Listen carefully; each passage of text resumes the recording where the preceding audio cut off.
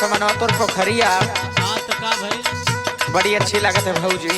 हाँ बड़ा बढ़िया पानी भरल हो। अरे तो रोज ट्यूबवेल चला तो भराई ना। ए भौजी एक बात कही हाँ तनी सुन ला। सुनावा।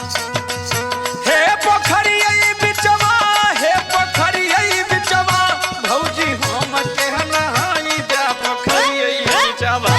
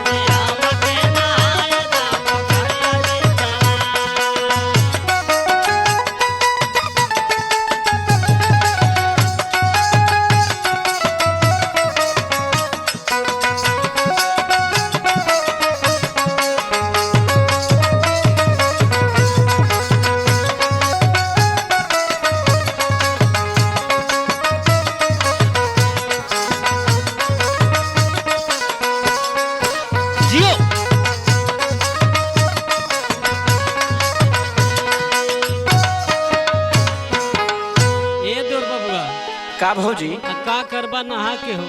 ए भौजी इतना बड़ा भैली चापाकल पे खूब नहायली, पोखरी में ना नहायले है।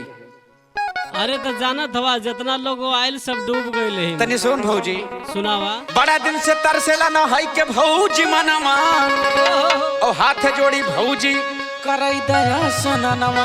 नाही रहता।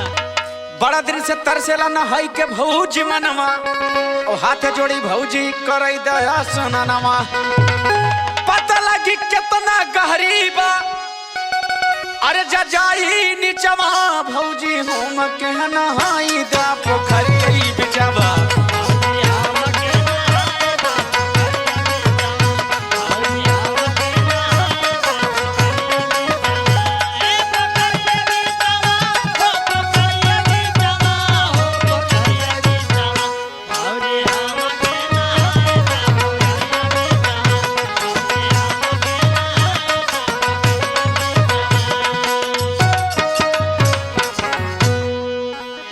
ए भौजी हाँ दूर बबुआ। पोखरी तोहार भौजी बाटे बड़ी छोट हो,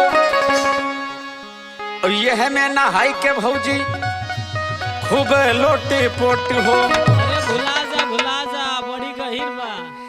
पोखरी तोहार भौजी बाटे बड़ी छोट हो, यह में नहाई बे भौजी खूब लोट पोट हो।